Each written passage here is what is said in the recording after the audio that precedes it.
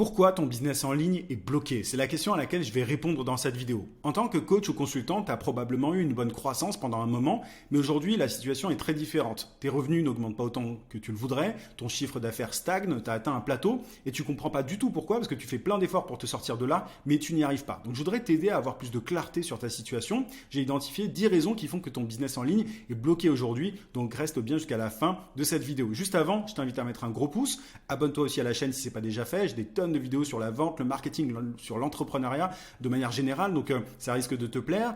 Active la cloche de notification aussi pour ne pas rater les prochaines vidéos. Je publie une fois par semaine et à la fin de cette vidéo, si tu es dans cette optique de débloquer ta croissance, gagner en liberté, si ton objectif c'est de développer un business qui est au service de ta vie et pas l'inverse, ma méthode 3M va être extrêmement utile. Je l'explique de long en large en travers dans un guide complet que tu peux télécharger gratuitement en cliquant sur le lien en description ou sur le i. Donc ça va vraiment t'être utile si tu es un coach ou consultant expérimenté qui veut aller plus loin, qui veut passer au niveau supérieur. Ceci étant dit, quelles sont les 10 raisons qui font que ton business en ligne est bloqué aujourd'hui? La première, c'est que peut-être aujourd'hui que tu crées sans arrêt de nouvelles offres pour générer des revenus. Il y a énormément de coachs et de consultants qui, au lieu de se concentrer sur une offre qu'ils vendent à plus de monde, ils se concentrent sur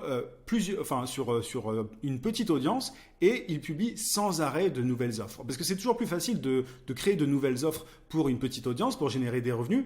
Mais à cause de ça, en fait, il y a un moment, tu atteins un plateau, tu stagnes. En fait, c'est très compliqué d'avoir un revenu croissant en faisant ça. Et parce que voilà, tu te disperses, tu prends du temps à créer de nouvelles offres. Donc, faut les créer. Tu vois, si tu vends des formations en ligne notamment, faut passer du temps à les créer, faut ensuite les marketer, etc. C'est beaucoup plus intéressant d'avoir une offre que tu vends à plus de monde. Donc voilà, si aujourd'hui tu crées sans arrêt de nouvelles offres, si tu es sans arrêt en lancement en fait, si tu fais un lancement toutes les semaines, toutes les 2 semaines ou tous les mois, demande-toi si c'est pas trop, si c'est pas ça qui te bloque. Ça peut être un élément en tout cas à prendre en compte. Autre point, peut-être aujourd'hui que tu vises trop de cibles. Tu sais, moi quand je parle avec des coachs, des consultants, quand je leur demande quelle est leur cible, très souvent, ils ne savent pas en fait la définir. Ils me disent c'est toutes les entreprises, tous les entrepreneurs, tous les indépendants, parfois ils savent un peu plus préciser ils ont plus de précision sur leur cible, mais c'est jamais extrêmement précis. Et il y a beaucoup de gens qui s'adressent à tout le monde. Mais le truc c'est qu'en t'adressant à tout le monde, tu t'adresses à personne, ton discours ne résonne pas. Et du coup, c'est très difficile d'attirer des clients et donc forcément de générer plus de revenus. Donc, viser trop de cibles, c'est vraiment un frein, c'est un véritable obstacle à la croissance de ton activité. Donc, concentre-toi sur une cible bien précise pour qui tu peux régler un problème important. Autre point, autre raison qui fait qu'aujourd'hui ton business est bloqué, peut-être que tu dis oui à tout. Mais quand je dis à tout, c'est à tes clients, à tes partenaires. Tu vois, en tant que coach ou consultant, on est souvent extrêmement sollicité. Moi, j'ai sans arrêt des messages sur Instagram, sur LinkedIn, des propositions à droite, à gauche. Et peut-être aujourd'hui que tu te disperses à ce niveau-là. Tu dis oui à des partenariats qui sont pas forcément pertinents pour toi. Peut-être que tu dis oui à certaines apparitions dans certains médias. Peut-être que il y a peut-être des choses que tu acceptes un peu trop facilement. Donc demande-toi si tu devrais pas dire un peu plus non, de manière générale. Et peut-être, ça peut venir de tes clients. Tu vois, peut-être que tu dis trop oui à tes clients. Peut-être que certains ont des urgences, ils te demandent des trucs au dernier moment, etc. Si c'est le cas. C'est logique, il faut arrêter ça, il faut que tu cadres bien ta prestation, comment tu vas aider ton client, à quelle heure est-ce que tu peux l'aider, etc. Mais il ne faut pas que tu dises oui à tout de peur de perdre tes clients. C'est extrêmement important de créer un cadre bien clair. Donc c'est une raison globale. Peut-être que tu dis oui, trop oui en fait, à tes clients, à des partenaires, etc. Essaye de voir si c'est pas le cas aujourd'hui. Peut-être sinon que tu fais tout toi-même. Et alors ça, c'est un sacré problème chez beaucoup d'entrepreneurs. Tu ne délègues pas assez. Tu vois, moi j'ai commencé à déléguer pas mal de choses il y a 2-3 ans, il me semble, parce que je me rendais compte que je passais plus de temps presque à faire des factures, à faire de la paperasse en fait, à répondre aux gens par email, etc., qu'à travailler avec mes clients. Donc il faut te dire qu'à un moment, pour aller plus loin d'un point de vue de ta croissance, il faut absolument déléguer, travailler avec des gens. Ça ne veut pas forcément dire employé. Tu vois, moi j'ai des prestataires avec qui je travaille ponctuellement, mais c'est pas des salariés. Donc il faut pas avoir peur du fait d'embaucher, etc. Tu peux avoir des prestataires avec qui tu bosses sur le long terme. Moi j'ai mon assistante notamment qui est une prestataire avec qui je bosse depuis des années maintenant. C'est pareil pour ma correctrice, tu vois, et même mes prestataires, mes graphistes. tout le monde peut être sous contrat voilà, de freelancing, en fait, tout simplement. Donc, il ne faut pas avoir peur de ça. Et je sais que beaucoup de coachs et de consultants ont du mal à déléguer, à faire confiance. Le truc, c'est que si tu ne crées pas des systèmes, des procédures et que tu délègues au maximum, enfin si tu ne le fais pas tout ça, franchement, bon courage, tu vas être un homme orchestre, c'est une vraie galère. Et c'est vraiment l'une des raisons principales qui fait que des entrepreneurs voilà, sont bloqués à un certain niveau. Il y a un moment, il faut penser comme une entreprise et pas juste comme un indépendant. Souvent, tu vois, quand on est coach consultant, on pense comme un indépendant. Voilà, on a développé son activité petit à petit, mais il y a un moment, il faut absolument que tu fasses appel à des gens pour t'aider, pour gagner du temps, pour te concentrer sur ta zone de génie, sur ce que tu sais vraiment faire et sur les choses en fait qui ont le plus de valeur dans ton business. Donc, c'est extrêmement important. C'est pour ça que j'insiste pas mal dessus. Peut-être sinon que tu as un objectif. Voilà, business, mais ta stratégie pour atteindre cet objectif n'est pas claire. Tu vois, peut-être que tu te dis, moi, je veux gagner 20 000 euros par mois, je veux gagner 50 000 ou 100 000, peu importe. Donc ça, tu es au clair sur ce que tu veux.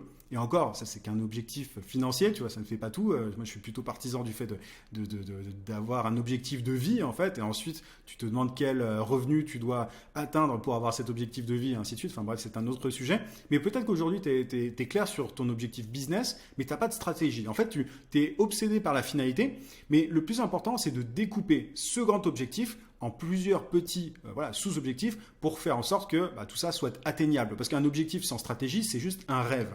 Et aujourd'hui, peut-être que ce rêve, il t'obsède et bref, il te rend un petit peu confus, tu vois. Tu fais pas les bonnes choses pour aller dans cette direction. Du coup, tu te disperses, tu vas à droite à gauche, tu essaies un truc une fois, un autre truc une fois.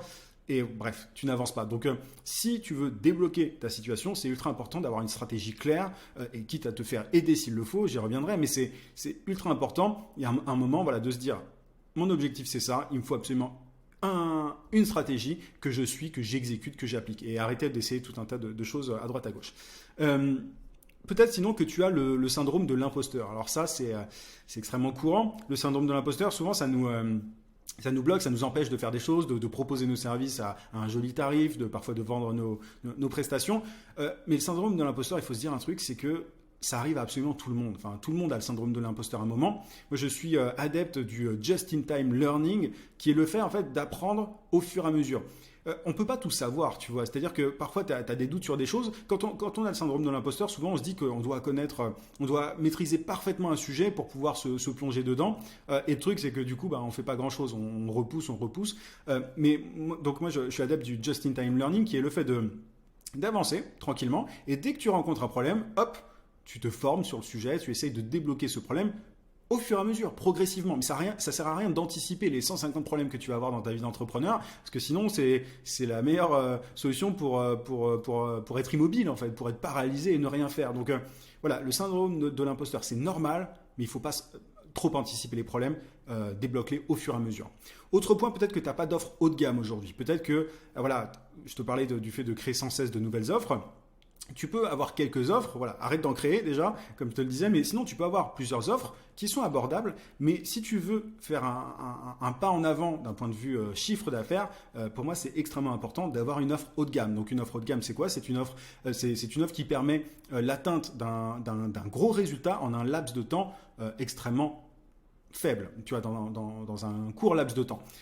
L'idée, c'est vraiment d'opérer une transformation importante chez tes clients. Et du coup, grâce à ça, tu peux facturer une telle offre à un tarif bien plus élevé que la majorité de tes concurrents.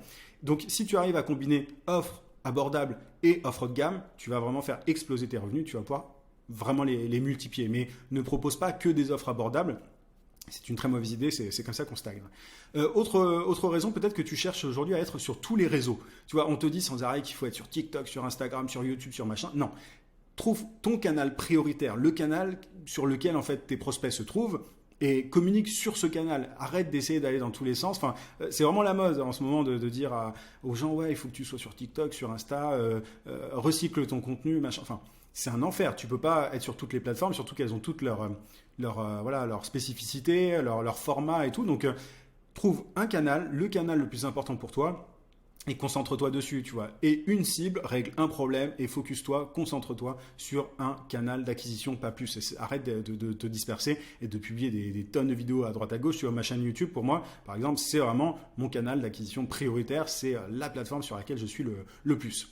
Autre raison, peut-être qu'aujourd'hui tu t'auto-sabotes en te comparant à tes concurrents. Le fait de se comparer, c'est vraiment le pire truc parce que on a toujours l'impression de mal faire, tu vois, et de passer à côté d'un truc en fait. On se dit, ah mais lui il a compris quelque chose que j'ai pas compris, peut-être que je devrais faire comme lui, etc. Et en fait, on a sans arrêt des exemples, on se compare, on se dit, ah lui il y arrive bien, lui il y arrive bien, et en fait du coup on se disperse et on n'arrive pas à avancer, on est complètement paralysé. Donc arrête de te comparer aux autres. Ils ont aussi tous les coachs entrepreneurs ont leurs problèmes. Tous tes concurrents ont des problèmes. C'est juste qu'ils les montrent pas, quoi, tout simplement. Donc, chacun doit se concentrer sur lui-même, sur sa croissance et sur son business. Et voilà, le reste, oublie.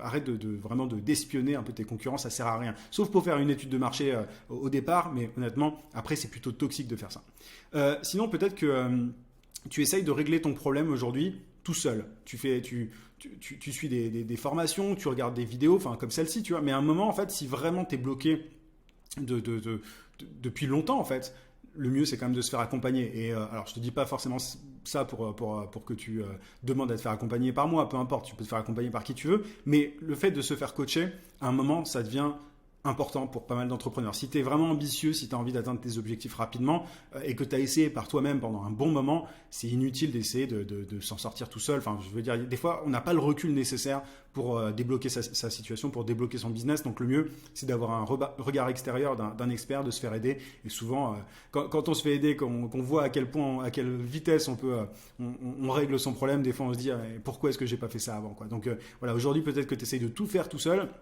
Parce que voilà, tu as ton ego, tu as réussi aussi à développer ton activité jusque-là tout seul, mais à un moment, pour passer au niveau supérieur, c'est extrêmement important de se faire aider. Donc voilà, j'espère que ces 10 raisons t'ont aidé à être plus au clair sur ta situation. Je te rappelle que si tu veux débloquer ta croissance et gagner en liberté, il y a ma méthodologie complète qui est expliquée dans mon guide, que tu peux télécharger gratuitement en cliquant sur le lien en description ou sur le i. Je te souhaite plein de succès, je te dis à très vite dans un prochain contenu.